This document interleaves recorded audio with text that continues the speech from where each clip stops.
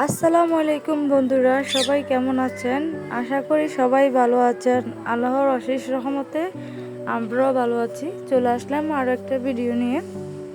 এই তো ঈদের পর কক্সবাজার ভ্রমণ শেষ করে বাসায় এসে আবার ব্যস্ত জীবনে ব্যাক করলাম।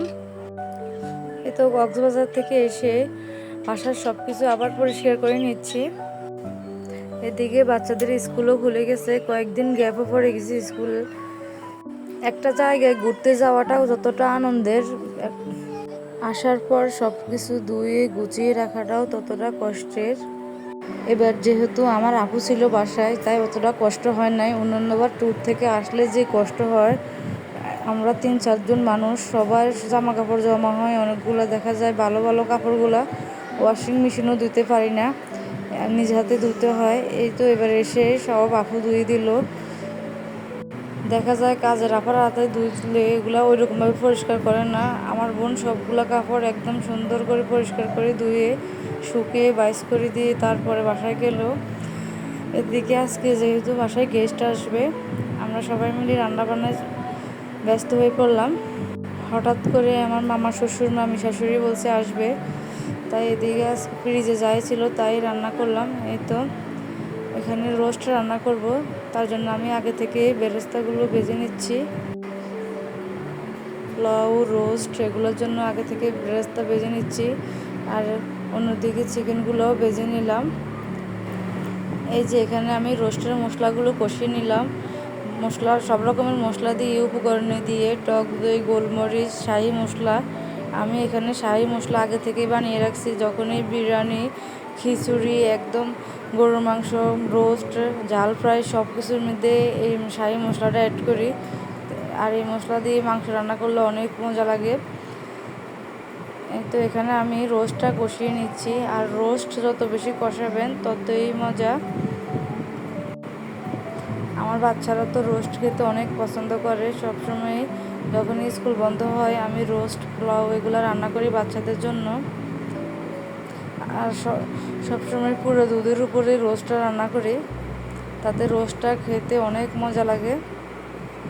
রোস্ট রান্না করে আমি অন্যদিকে গরুর মাংস বসিয়ে দিলাম। আর আজকে যেহেতু রান্না বান্না বেশি, তাই তাড়াহুড়া করতেছি। এদিকে এই তো রোস্ট রান্না শেষ, এখানে কিছু বেরেস্তা দিয়ে দিলাম। আর অন্যদিকে আমি পোলাওটা বসিয়ে দিব। বেরেস্তা দিয়ে আমি এখানে একটু ঘি দিয়ে দিলাম, আর ঘি ফ্লেভার আসলে রোস্ট খেতে আরও ভালো লাগে। এই তো পোলাও রান্নাও শেষ, এখানে কিছু ঘি দিয়ে দিচ্ছি। এতে একদম জোরে পোলাও রান্না করলাম। জানি না কার বাসায় কেমন, কিন্তু আমাদের বাসার বাচ্চারা এই খাবার অনেক পছন্দ করে। যেদিন বাসায় রোস্ট পোলাও রান্না হয় সেদিন তো আর খাওয়াইতে আর কষ্ট হয় না। এই তো পোলাওর উপরেও কিছু বেরেস্তা দিয়ে দিলাম।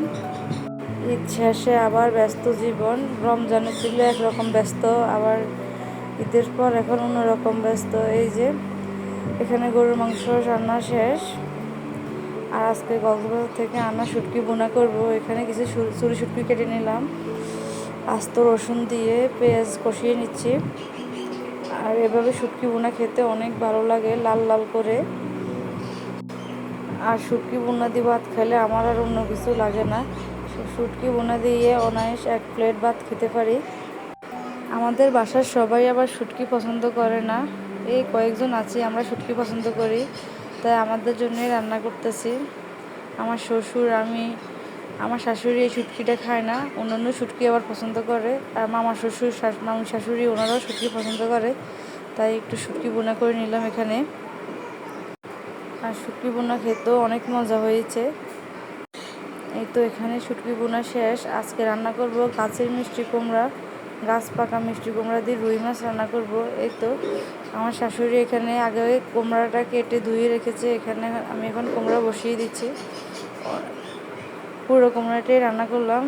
আর এটা এত মিষ্টি ছিল, আমি ওইরকম কুমড়া খাই না, কিন্তু এটা খেলাম, ভালোই লাগলো। এই তো এখানে আমি কুমড়োটা ভালো করে কষিয়ে নিচ্ছি। যে কোনো তরকারিরই স্বাদ বাড়ে কষানো থেকে, যত কষাবেন ততই স্বাদ। এই তো ভালো করে কষিয়ে একটু সিদ্ধ হয়ে আসার আগ মুহূর্তে আমি এখানে পানি দিয়ে দিলাম। এই তো এখানে পানি দেওয়ার পর ভালোভাবে পানিটার বলক আসার পরেই আমি মাছ দিয়ে দিলাম, ধনিয়া পাতা সব কিছু দেওয়া শেষ, কুমড়া রান্নাটাও শেষ। এটা খেতেও অনেক মজা হয়েছে। এদিকে আমি কিমা শাক বোনা করে নিলাম ডিম আলু দিয়ে। এটাও খেতে অনেকেই এটা খায় না, তিতা লাগে, কিন্তু আমরা খাই, ভালোই লাগে। এই তো এদিকে কক্সবাজার থেকে আনা শুটকিগুলো শুকিয়ে নিলাম। কক্সবাজার থেকে অনেকগুলো আচার আর শুটকি আনা হলো, কিন্তু আচারের ভিডিও করা হয় নাই, যেহেতু সবাইকে দিয়ে দিলাম একটু একটু করে। এখানে আমাদের বাঘের শুটকিগুলো আছে, অন্যান্য শুটকি সবাইকে দিয়ে দিলাম। এই তো বাসা আসার পর মাছ শেষ। আমার হাজব্যান্ড এখানে মাছ নিয়ে আসলো, জাগুর মাছ, শিং মাছ, তারপরে 10 কেজি রুই মাছ। এই তো মাছগুলো বের করে নিচ্ছি। ওনার নাকি প্রত্যেক দিন মাছ কিনতে ভালো লাগে না, তাই একসাথে অনেকগুলা মাছ এবার কিনে আনলো। ওনার কাছে এই কাজটা নাকি খুবই প্যারা লাগে, মাছ কিনে আবার কাটা, এখানে দাঁড়িয়ে থাকা, তাই একসাথে অনেকগুলো মাছ কিনে আনলো। এই তো আমি মাছগুলো বের করে নিচ্ছি।